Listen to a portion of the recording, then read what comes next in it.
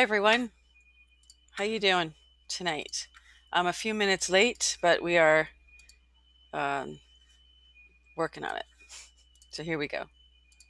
Hi everyone, welcome to the GoldFish Report. I'm your host and researcher, Louisa. Today is Saturday, August 5th. It's GoldFish Report number 548. It is our week 184 POTUS report. It's our weekend edition, so this includes the dates of August 12th, 13th, 14th, and 15th. Okay, so I just want to welcome everybody. Hi, how are you there? Hi, everybody.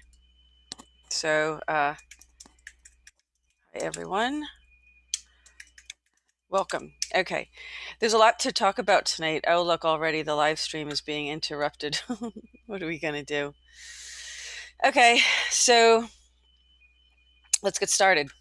Lots to talk about. After I present the POTUS news for the past few days, we're going to take a look at some oppositional research, but this is real oppositional research, not the fabricated kind. But still, it's really shady stuff I want to take a look at.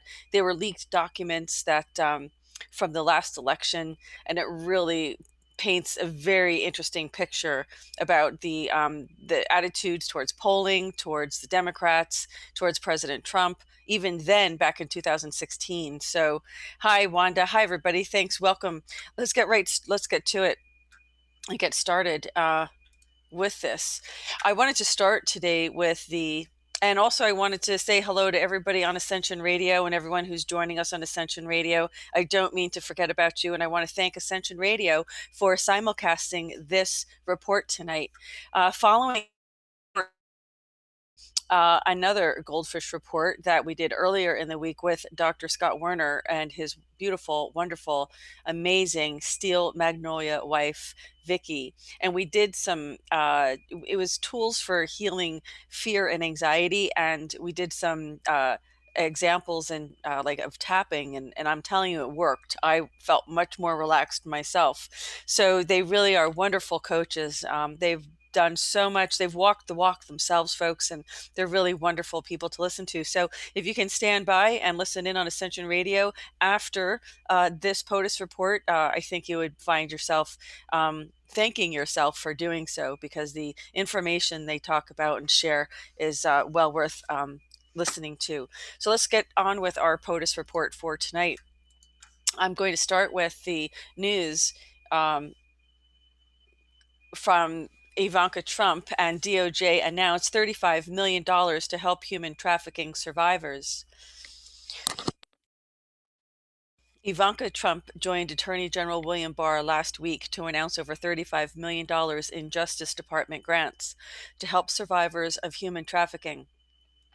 The funding will be spread across 73 organizations in 33 states to provide safe and stable housing for victims. The coronavirus pandemic has made safe and supportive housing for survivors more important than ever, Ms. Trump said. Shortly taking office, President Trump promised to bring the full force and weight of the government to fight the scourge of human trafficking. 2 years ago, he signed a bipartisan law to give both law enforcement and victims new tools to fight sex trafficking and address the growing problems of criminals finding victims online. Now, new DOJ funding will provide anywhere from 6 to 24 months of transitional or short-term housing assistance to survivors. The grants will go towards helping to pay for rent, utilities, and other expenses related to housing. The money can also be used to help victims secure employment, which includes resources for training and counseling. At a roundtable announcing the grants last week, Attorney General Barr and Ms. Trump heard stories from some of these survivors and committed to continuing the fight against trafficking. That effort began on day one of the Trump administration, Ms. Trump said. Since he's been in office, the president has signed 9 pieces of legislation addressing this issue into law. 9. The Department of Justice has fought aggressively to bring human traffickers to justice and to deliver critical aid to trafficking survivors. Attorney General Barr said, "These new resources announced today expand our efforts to offer those who have suffered the shelter and support they need to begin a new and better life. And here's a photo of the president, actually with America's sheriffs. Okay, let me just check in. Am I on mute? Can everybody hear me? Good. Thank goodness this time. Hi, Slim. Hi, Wanda. Nice to see everybody. Nice to see you. Let's move along. There was a midweek POTUS report, so if you want to get the stories from the beginning of the week, please go to our blog at the goldfishreport.blogspot.com, and you can find the news earlier in the week, which had to do with some judicial nominees. It had to do with a conference regarding school closure and the school reopening issue. We had other official notices like announcing delegations to traveling to certain areas, and the focus was on getting kids back to school first. So that was the focus of what was happening earlier in the week. Okay, we have here the big news of the week on Thursday was the joint statement of the United States and the State of Israel and the United Arab Emirates. So this is kind of a long statement, but guys, this is such a significant accomplishment here that I'm going to actually read it. Okay. Oops, that's not the right screen. Hold on. There we go. Okay, so let me also make sure. Okay.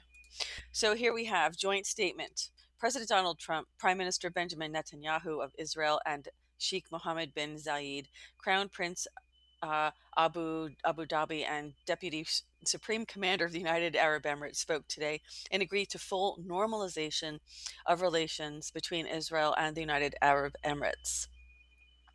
This historic diplomatic breakthrough will advance peace in the Middle East region and is a testament to the bold diplomacy and vision of the three leaders and the courage of the United Arab Emirates and Israel to chart a new path that will unlock the great potential in the region. All three countries face many common challenges and will mutually benefit from today's historic achievement.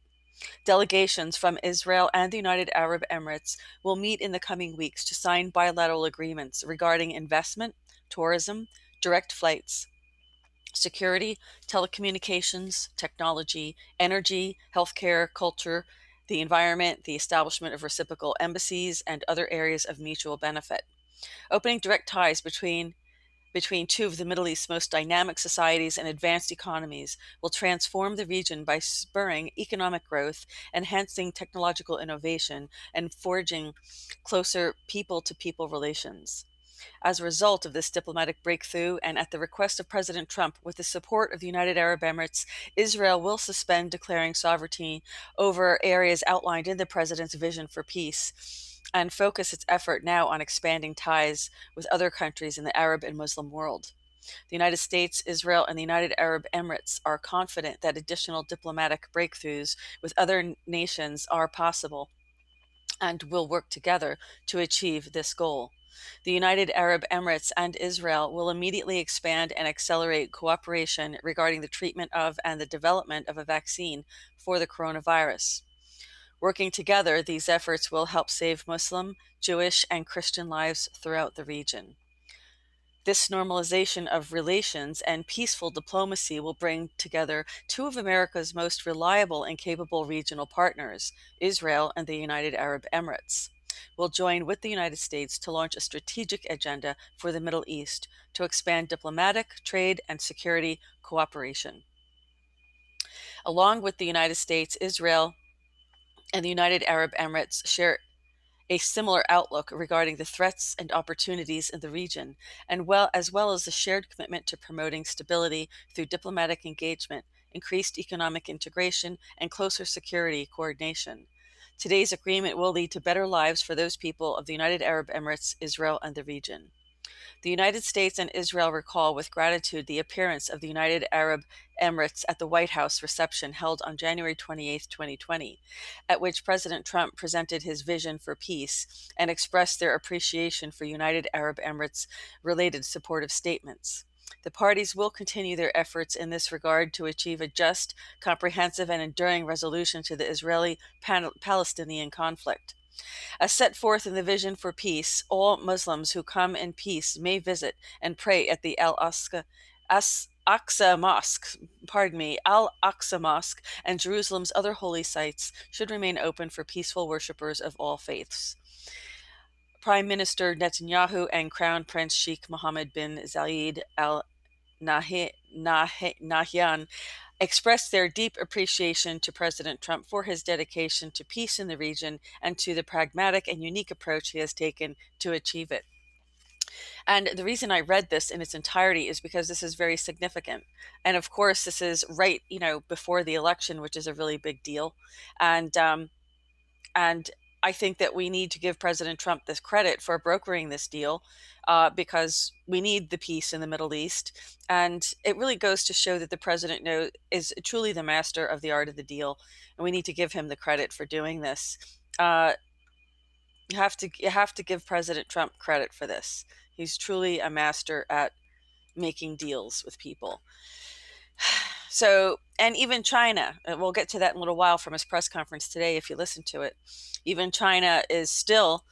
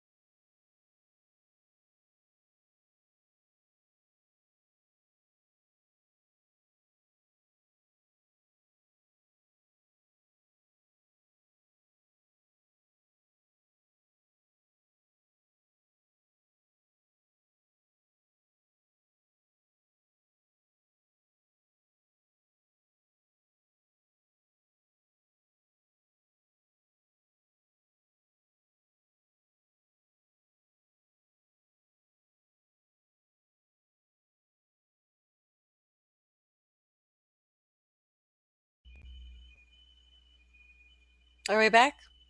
Well, that was not fun. Yep, locked up. Exactly. See, as soon as, this is why I usually don't announce the reports in advance. The minute I do that, we just. Okay, I'm back. Can you guys hear me? Great, thank you. Yeah, if it happens again, even the Ascension Radio link isn't going to work, but we're back. It's still recording. You know, this is just their little way of letting us know who's in control, right? Yep, that's how they do it. Okay. On that topic, we know President Trump has brokered an agreement to normalize these relations between United Arab Emirates and Israel, the first such agreement between Israel and a major Arab country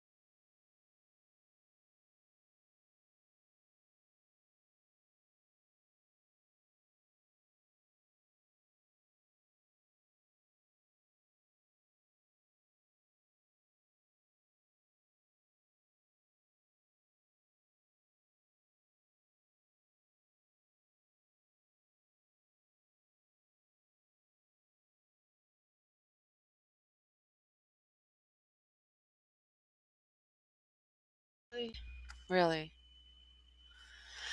Oh my goodness. I tell you. Are we live? I don't know what's going on. This is crazy. Wow, I didn't even get to the really good stuff yet. I'm back. Wow. This is crazy.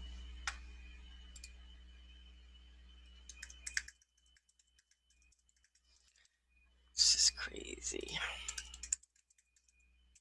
This is crazy. What the heck's going on here? Ugh. Just trying to report the news, you know? Let's move along. It looks like we're live. It says we're live. I just hope we are live, actually. It says live. But I know I'm not recording, so let me get this recording again. I'm going to have to clip these two together. This is ridiculous. All right. Let's keep moving along. Really, I hope this doesn't happen again. What are we going to do? Okay, just continue. Here we go. Can't imagine what we said that, was a threat, but whatever. Let's keep going. So, okay, shaping peace through bold leadership. President Trump recognized it was time for a new approach to achieve peace, security, and opportunity for the people of the Middle East. This historic breakthrough was made possible by President Trump's leadership and expertise as a deal maker. And, just as a little side note, this is my own comments on this. He really have to have a good understanding of what the conflict is on both sides in order to be able to make a deal. You also actually you don't even need to know what the conflict is so much as you need to know um, what each side, what's most important to each side. That's, I think, how you end up making a deal, because at the bottom of the day, they're not going to agree on something that they don't really care that much about, right? Even though there's conflict, of what really matters, the issues that matter. And you could tell that the president has a very, very in-depth understanding of what those issues are for both sides. Because one of the things that really good deal makers and negotiators know is, well, first they determine what is that bottom line for each person. What is that walk away, no deal? What will they absolutely not be able to compromise on, or at least go without? Because the best way to make a deal is that everybody gets what they need, not necessarily what they want, but what they need. And I think that's why the president, chooses that song at the end of his rallies. You can't always get what you want, but you get what you need. And I think that is really the crux of a good deal maker, is that they get people what they need the most. So I'm not surprised to see the president being able to pull off this deal at all. I'm not surprised at all. If anybody could do it, it would be him. So that's why the president built trust with our regional allies and reoriented their strategic calculus by identifying shared interests and common opportunities, moving them away from perpetuating old conflicts. Wow, I did not read that in advance. So see, there you have it. This deal provides a foundation for further advances towards regional peace in the future.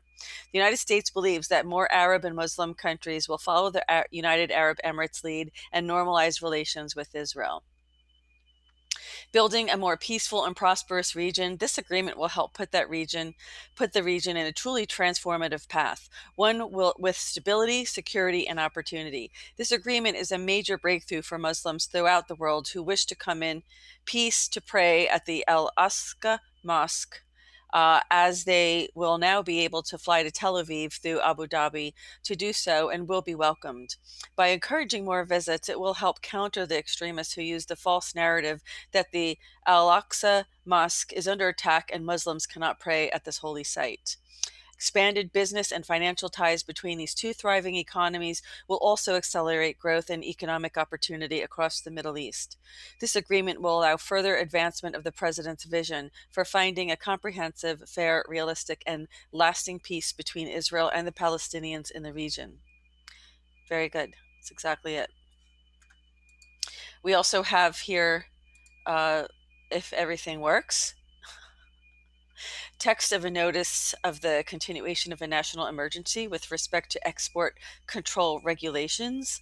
And this has to do with the National Emergencies Act. So if you want to know, this will also be published in the Federal Register. And if you want to know more about this, you can come to the blog, to the goldfishreport.blogspot.com, and you can come and take a look at it. And of course, there's always an accompanying letter to the Speaker of the House and the President of the Senate to inform them of this. And that's also published in the Federal Register. The president also did a press briefing and talked about a lot of things, the economy doing better, getting back to where it was. This was a press briefing on August 13th. So we already know basically what has come out. You probably have over 300 federal judges, including Court of Appeals judges, approved by the end of his first term, the president said. And I really hope so, because as you can see with Judge Sullivan, you can't have judges hijack our Constitution, folks. That's what our country is based on.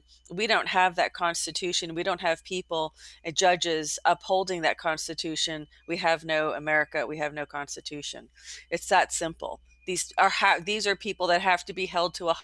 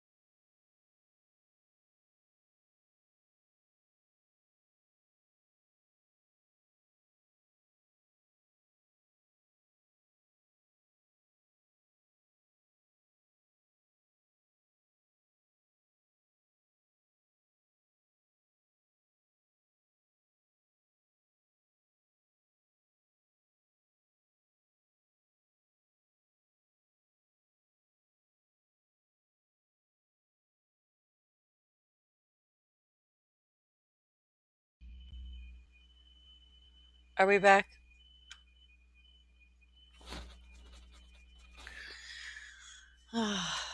Everybody, are you with me? I don't know what's happening tonight. Somebody does not want me doing this report. You guys still there? Can anyone tell me whether you're still there or not? Hello? Well, this is just crazy, isn't it? Wonderful. Wonderful. Maybe I should stop screen sharing. I don't know what it is.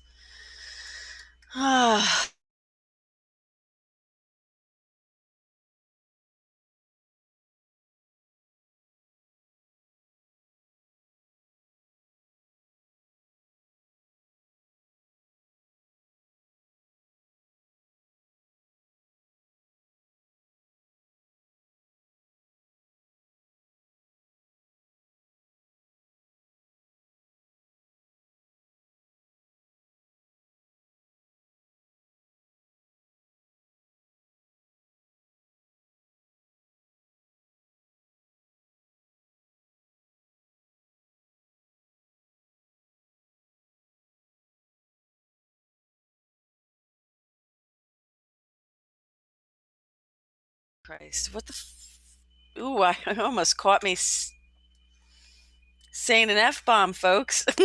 I was getting annoyed. That's probably what the whole point of this whole thing is about, right? It's get me to lose my cool.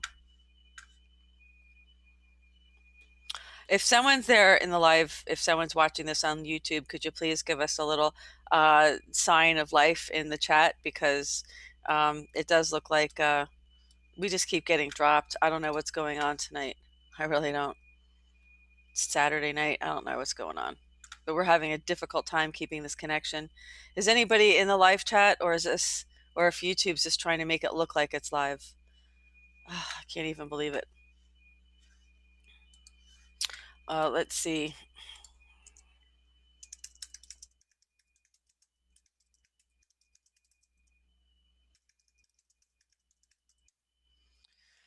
Well, I don't know, folks. It doesn't look like we're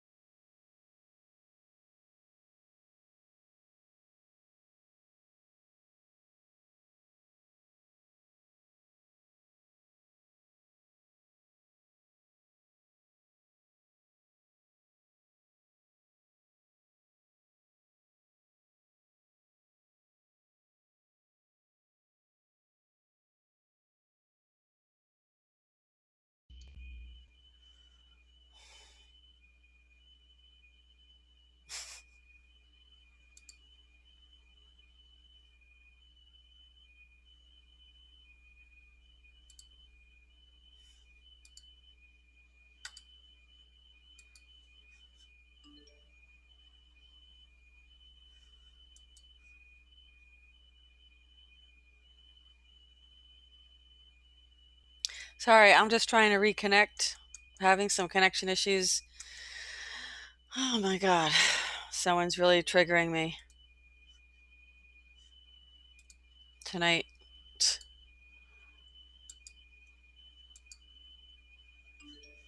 Oh,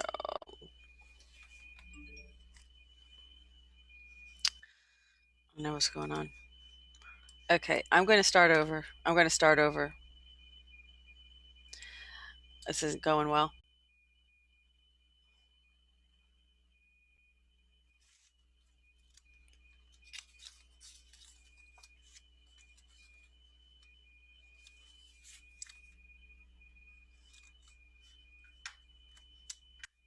You guys, are we there?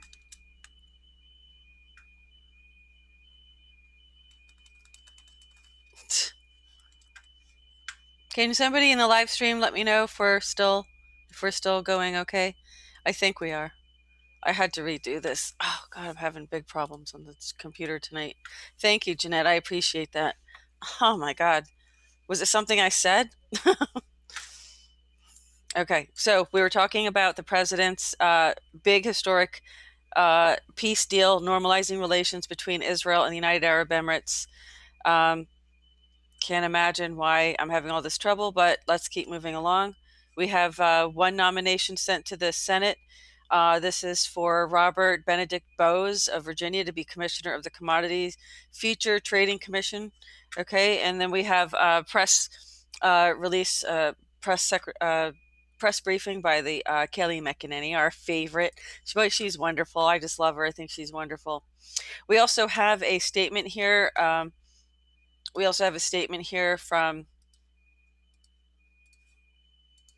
From the president. Today marks the 8th anniversary. This was for August 14th. Today marks the 8th anniversary of the kidnapping of United States citizen Austin Tice, a journalist and veteran officer of the United States Marine Corps.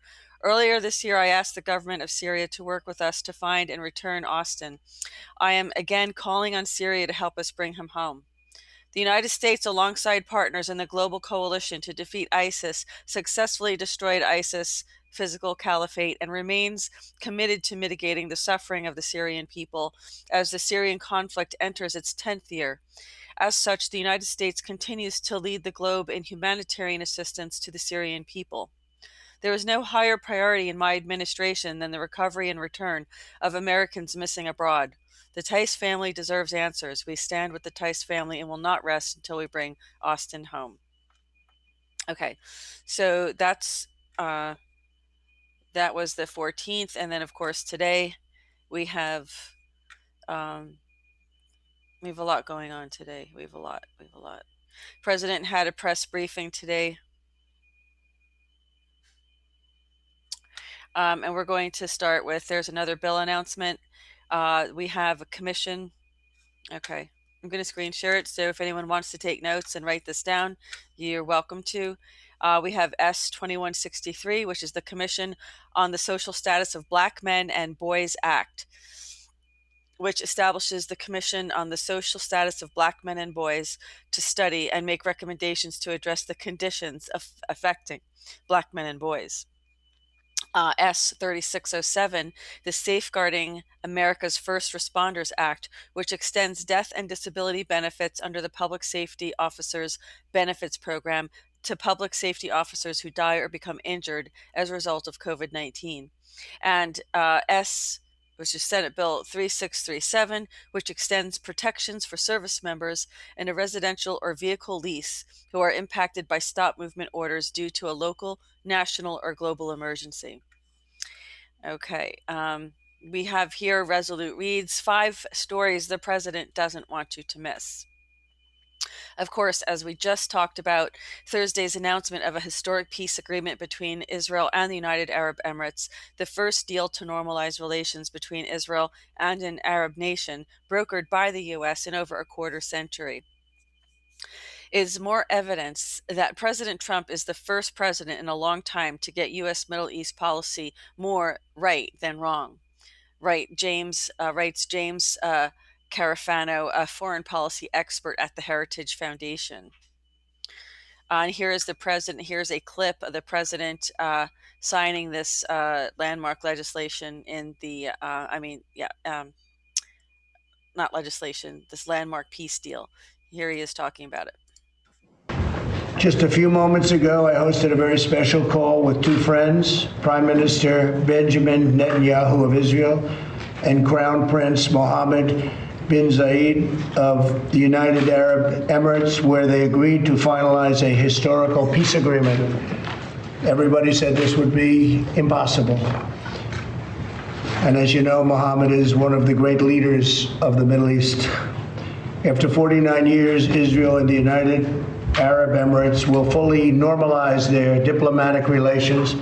They will exchange embassies and ambassadors and begin cooperation across the board and on a broad range of areas, including tourism, education, healthcare, trade, and security.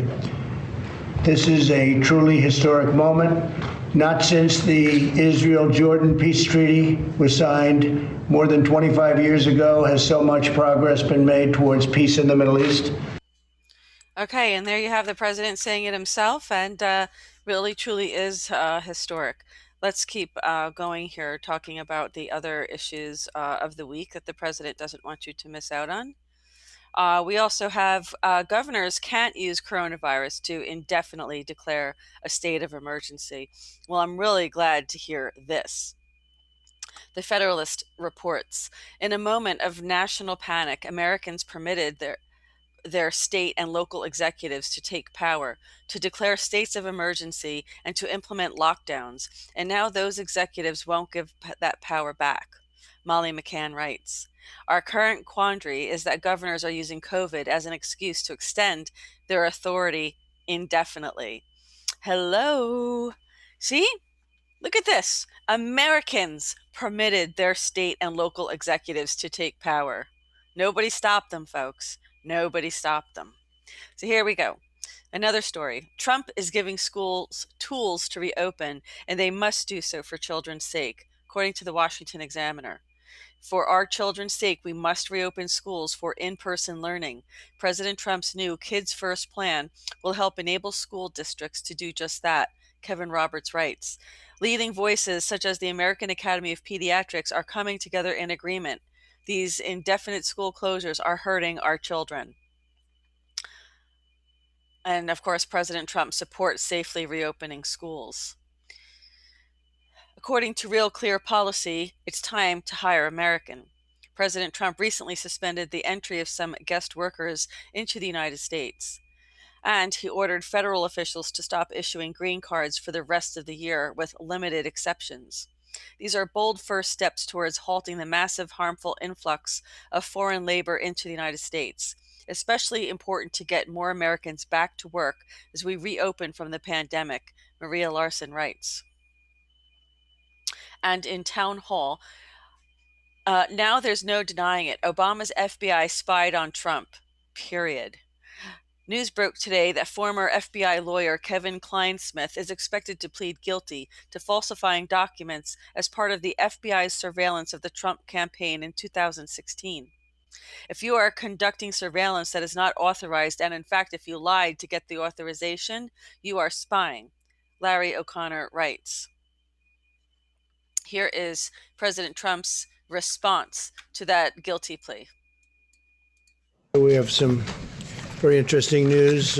Kevin Clinesmith, a corrupt FBI attorney who falsified FISA warrants in James Comey's very corrupt FBI, is expected to plead guilty. You probably heard that. It just came out.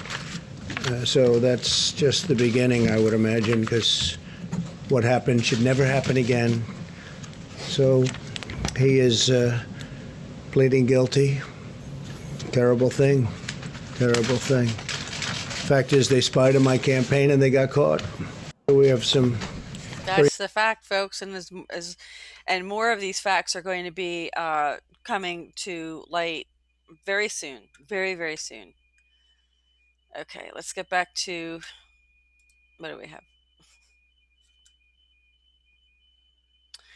Let's go to the next story we have here. So President Trump also had another press briefing. There's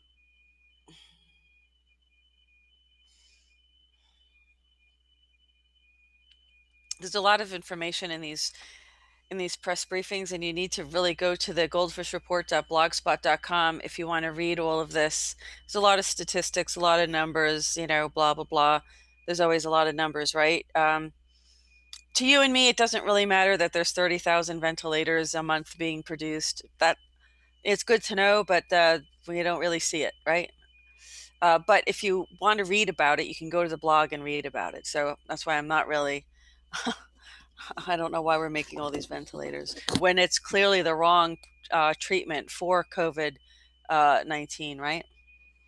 According to the doctors, all the doctors that are speaking out on YouTube, why are we still making all these ventilators? I don't know. Something's going on here. There's some grapevine talk, chatter, rumor going around that there's going to be some other purpose for these at some point in the future. We'll wait and see if that's the case. Okay, so yep. There was the president did make some remarks as he was upon his arrival in Morristown Municipal Airport in New Jersey. So he went to Manhattan to see his brother. His brother, Robert Trump, is sick, I believe, with coronavirus. I cannot independently confirm that, but I believe his brother is on Twitter, and I do communicate with him on Twitter. And if it's his account, then his account was saying he has coronavirus, but I cannot independently confirm that. He says he's going to see his brother and that he's been having a very tough time. So they're not.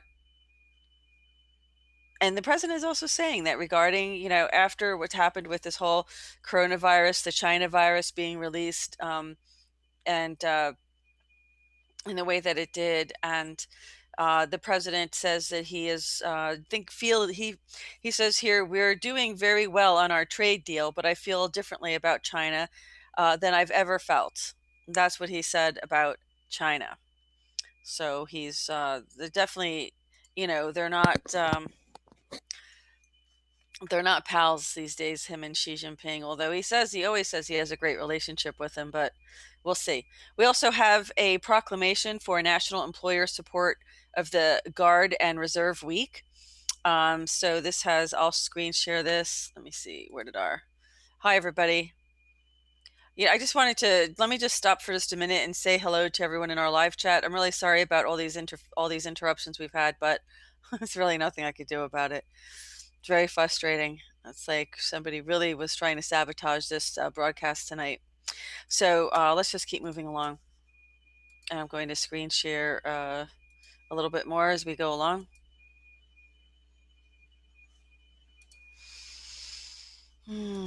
Okay. There's nothing we can do about it. It just happens. Here is the proclamation, and it talks about in the early